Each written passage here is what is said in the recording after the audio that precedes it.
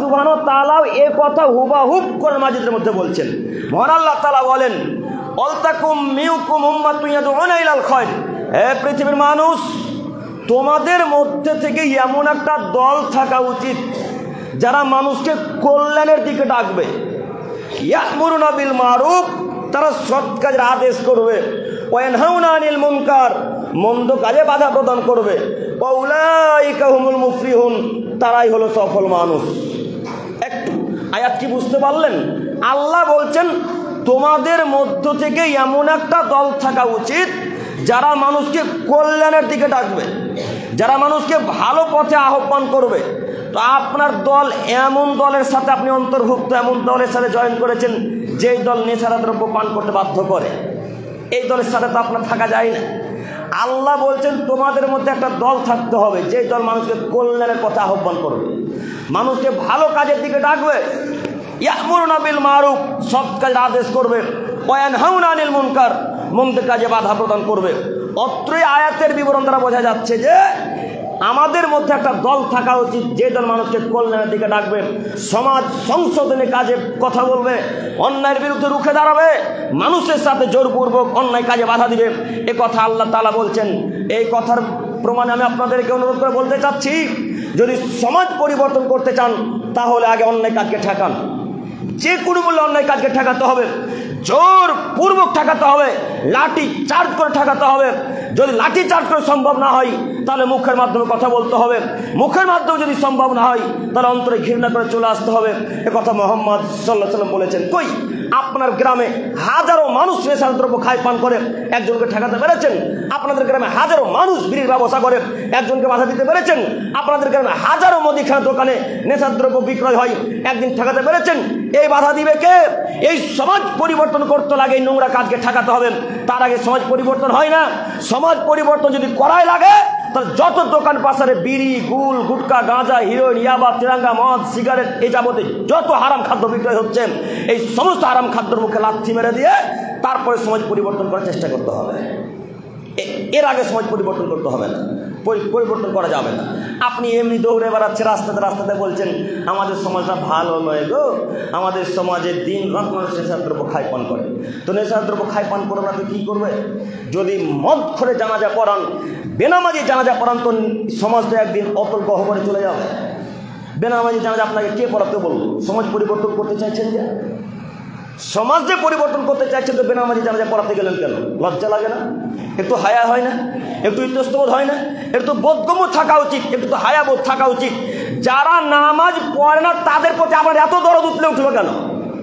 যারা সলাত আদায় করে তাদের প্রতি এত ভালোবাসা, এত মহব্বত আপনার অন্তর জাগলো কেন? কই যারা সলাত আদায় করে তাদের প্রতি মহব্বত তো জাগলো না? যারা নামাজ পড়ে তাদের প্রতি তো ভালোবাসা জাগলো না? যারা নামাজ পড়ে তাদের প্রতি এত ভালোবাসা আপনাকে কে জাগাতে বললো? মুহাম্মদ সাল্লাল্লাহু আলাইহি সাল্লাম আজ থেকে 1400 বছর পূর্বে বললেন, বাইনাল আবদি ওয়া বাইনাশ শিরকি ওয়াল কুফরি তারকু সালাত। এই মুসলমানের বাচ্চা তোমরা শোনো, এই আদমের ছেলে মেয়ে, যারা সালাত আদায় করে আর যারা সালাত আদায় করে না তাদের মধ্যে পার্থক্য হলো শুধু কাফের। সালাত যারা আদায় করলো তারা মুসলিম, যারা সালাত আদায় করলো তারা কাফের। যারা সালাত আদায় করে তারা মুসলিম, যারা সালাত আদায় করে তারা কাফের। এ কথার আপনি প্রমাণ কি দিবেন? এ বাক্য দিয়ে আপনাকে কি বুঝাবো? দেখি তো আরেকটা হাদিস পেশ করি, আপনি বুঝতে পারেন কিনা। বুরাইদা রাদিয়াল্লাহু তাআলা একজন বিখ্যাত সাহাবী, তিনি বলছেন মুহাম্মদ সাল্লাল্লাহু আলাইহি ওয়াসাল্লাম বলেছেন, আল আহাদুল্লাযী বাইনানা ওয়া বাইনাহুমুস সালাত ফামান তারাকাহা ফাকাদ কাফারা। পৃথিবীর মানুষ তোমরা মনে রেখো, মুসলমানের মাঝে আর কাফের মাঝে পার্থক্য হচ্ছে সালাত। দুইটা হাদিসের পার্থক্য বুঝতে পারলেন কি? একটু মনোযোগ দিয়ে বক্তব্য শ্রবণ করতে প্রথমেই বলেছি, চোখ বন্ধ করে রাখিয়েন না। সপ্তাহে একদিন নামাজ পড়তে এসেছেন, সপ্তাহে একদিন নামাজ পড়তে এসে মুখ নিজের দিকে রাখতে হবে, ঘুমাতে হবে, লজ্জা থাকা তো দরকার, এটা তো হায়াত থাকা উচিত। সপ্তাহে একদিন নামাজ পড়তে এসে ঘুমাতে হবে, হায়া বিদ্যা বুদ্ধি কি সব ফারাক্কা বাজারে বিক্রি করে খেলেন নাকি? লজ্জা লাগে না একদিন সালাত আদায় করতে এসে ঘুমাতে? একটু হায়া করেন না, একটু লজ্জা করেন না কেন? শুক্রবারের দিনে ঘুমাতে হবে মসজিদে, সেই কথা আপনাকে কে শিখালো? আপনি একটু পরিবর্তন হন, আমি আপনার পরিবর্তন জন্য এসেছি, আপনি বিশ্বাস করুন। মুহাম্মদ সাল্লাল্লাহু আলাইহি ওয়াসাল্লাম বললেন, পৃথিবীর মানুষ তোমরা মনে রাখো, যারা সালাত আদায় করে তারা মুসলিম, যারা সালাত আদায় করে তারা কাফের। একটা হাদিস। দ্বিতীয় হাদিস আল্লাহ নবী বললেন, যারা সালাত আদায় করে তারা মুসলিম, যারা সালাত আদায় করে তারা মুশরিক, তারা কাফের। বলেন কি বুঝলেন? একটা হাদিস সহিহ মুসলিম আর একটা হাদিস মিসকাত নাসাইর। এই দুইটি হাদিস দিয়ে আপনাকে বোঝাতে চাচ্ছি, যারা নামাজ পড়ে না তারা কাফের, তারা মুসলিম নয়। যারা সালাত আদায় করে তারা কাফের, তারা মুসলিম নয়। আপনি যে একটু আগে বললেন সমাজ পরিবর্তন করবেন, তো সমাজকে কেমনে পরিবর্তন করবেন? আপনি যে বেনামাজি জানাজা পড়াচ্ছেন গো, হ্যাঁ আব্দুল করিম ভাই, বেনামাজি জানাজা পড়ালে সমাজ পরিবর্তন হবে না? জি না, বেনামাজি জানাজা যতদিন পড়াবেন ততদিন পর্যন্ত সমাজ পরিবর্তন হবে না। আব্দুল করিম ভাই, কেন পরিবর্তন হবে না? আচ্ছা, আজকে বেনামাজিকে বিনা জানাজাতে বিনা কাফন দাফনে মাটিতে গরু পূজা করে পুঁতে দেন, দেখেন তো কাল থেকে মানুষ নামাজ পড়ে কিনা। কথা বুঝতে পারেন না মনে হয়, কথা কি বুঝতে পারছেন? আজকে একটা মানুষ মারা গেছে এই ফারাক্কা থানাতে, ওই লোকটাকে গর্ত খনন করে গরু ছাগল যেমন ভাবে পুঁতে দেন, কুকুর শিগালকে ওইভাবে মাটির তলে পুঁতে দেন জানাজা ছাড়াই, কাপড় দাপন ছাড়াই। দেখেন তো কালকে থেকে ফারাক্কাতে মুসল্লি বাড়ে কিনা? বাড়বে না মনে হয়? বাড়বে? যদি বাড়ে তাহলে সমাজ পরিবর্তন হবে, আর যদি না বাড়ে তো সমাজ পরিবর্তন হবে না। তো মুসল্লি বাড়বে কিভাবে? এই যত বেনামাজি আছে তো মনে করেছে আমি নামাজ পড়লেও জানাজা হবে, না পড়লেও জানাজা হবে। আমি মসজিদে গিয়ে কী করবো? কথা বুঝতে পারেন না মনে হয়? আমি মসজিদে এখন কি করব? আমার তো জানাজা এমনিতেই হবে, আমি না গেলেও জানাজা হয়, তাহলে আমি মসজিদে আর যাব না। এই পরিবর্তন যদি করতে চান তাহলে আগে ঠেকাতে হবে বেনামাজিদেরকে। আপনি আজকে থেকে বেনামাজি জানাজা বন্ধ করে দেন, দেখেন কাল থেকে নামাজি বাড়ে কিনা। সম্মানিত মুরব্বী সাহেব, আপনাকে অনুরোধ করে বলে যাচ্ছি, এ বাক্য আমার নয়, বর্তমান আরবের ফতোয়া কমিটি থেকে ফতোয়া দিয়েছেন, যারা নামাজ, যারা সালাত আদায় করে না তাদেরকে নামাজিদের গোরস্থানে কবর দেওয়া যাবে না। এখন কি করবেন বলেন? এখন যদি মারতে হয় তো আব্দুল করিমকে মারবেন না আরবে যাবেন? এখন যদি ঠেকাতে হয় তো আরবে গিয়ে ঠেকাতে হবে, তাদেরকে বলতে হবে, ও ওলামা ইকরামগণ, আপনি কেন এই ফতোয়া দিলেন? এই ফতোয়া তো আমার নয়। এখন আপনি কি করবেন? ওর তো জানাজার হয় না, ওকে নামাজিদের গোরস্থানেও কবর দেওয়া যাবে না, কথা তারা এখন বর্তমান ফতোয়া কমিটি ফতোয়া দিয়েছে। সম্মানিত মুরব্বী সাহেব, বলছিলাম সমাজ পরিবর্তন যদি করা লাগে তাহলে বেনামাজিদের জানাজা বন্ধ করে দেন, দেখেন সমাজ পরিবর্তন হয় কিনা।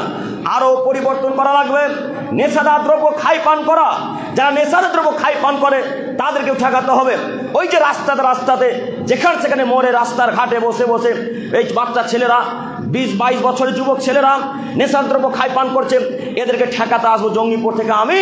না, এই গ্রামে যারা দায়িত্বে আছে সরকার সভাপতি কেস ছেড়ে যে তারা ঠেকাবে, আমি তো ঠেকাতে আসবো জঙ্গিপুর থেকে, প্রতিদিন আমার আসা সম্ভব নয়। এই গ্রামের যারা দায়িত্ব নিয়েছে যুবক সম্প্রদায়, এদেরকে ঠেকাতে হবে। এই কথা আল্লাহ এদেরকে জিজ্ঞাসা করবে। আপনি কেমনে বুঝলেন যে শুধু আব্দুল করিম বাধা দিতে আসবে, শুধু আমাদের গ্রামে ইমাম সাহেব ঠেকাবে? এ কথা তো ঠিক নয়। এই গ্রামে যত দায়িত্বশীল আছে প্রত্যেকটা দায়িত্বশীলকে কাজ করতে হবে, প্রত্যেকটা মানুষকে। কই একদিন বলেছেন ওই যে কত ছেলে রাস্তাতে বসে মদ পান করে, একদিন ঠেকিয়েছেন? একদিনও তো ঠেকাতে পারলেন না। কেমনে আশা করে সমাজ পরিবর্তন করবেন? কিভাবে আশা করছেন সমাজ পরিবর্তন করবেন? অসম্ভব, কখনো নয়। ততক্ষণ পর্যন্ত সমাজ পরিবর্তন হবে না যতক্ষণ পর্যন্ত যুবকদেরকে পরিবর্তন না করবেন। যারা নেশাদ্রব্য খাই পান করছে তাদেরকে ঠেকান।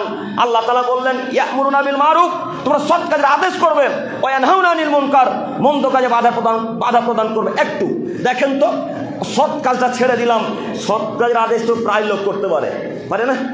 সৎ কাজের আদেশ তো আমরা প্রায় সবাই করতে পারি, কিন্তু কঠিন হচ্ছে অসৎ কাজে বাধা দেওয়া। একটা ছেলে আপনার চোখের সামনে নেশাদ্রব্য খাই পান করছে, মনে করেন বিড়িতে টান মারছে, ওই ছেলেটাকে সঙ্গে সঙ্গে গিয়ে আপনি বলতে পারবেন না, এই ছেলে বিড়ি কেন পান করছে? এই কথা বলা খুব কঠিন, কঠিন নয়? এই কথা বলা যে খুবই কঠিন। ওই যে চায়ের দোকানে আপনার চাচা, আপনার আব্বাও মাঝে মাঝে এক হাতে চা পান করে, বাম হাতে বিড়ি পান করে, দেখেন তো আপনার আব্বাকে ঠেকাতে পেরেছেন কিনা? আল্লাহ বলছেন, যুবক সম্প্রদায়, পৃথিবীর মানুষ, যেখানে তোমরা অন্যায় কাজকর্ম দেখো সেই অন্যায় কাজে বাধা প্রদান করো। এই কথা আল্লাহ বলছেন। তাহলে সমাজ পরিবর্তন হবে, তাহলে তোমাদের সমাজের লোক পরিবর্তন হবে বলে আল্লাহ তাআলা ঘোষণা করলেন। সম্মানিত দিনী ভাই, আপনাকে আমি বলতে চাচ্ছি, বিশেষ করে যারা মদ বিক্রয় করছে, মদ কি শুধু ওই যেগুলো দোকানে বিক্রয় সেগুলোই মদ? না আপনাদের মুদিখানার দোকানে বিড়ি গুটখা বিক্রি হচ্ছে, এগুলোও মদ? কথা বুঝতে পারেন না মনে হয়? আমরা আপনারা মনে করেছি মদ মনে হচ্ছে ওই ফারাক্কাতে যে কাউন্টারে বিক্রয়, ওটাই হচ্ছে মদ, তাই না? ওটাই শুধু মদ নয়, মোহাম্মদ সাল্লাল্লাহু আলাইহি ওয়াসাল্লাম বললেন মাসকারা কাসির হুফা কলিলু হারামুন, যে জিনিসের বেশি খেলে বিবেকের ক্ষতি করে তার অল্প বস্তুও মদ।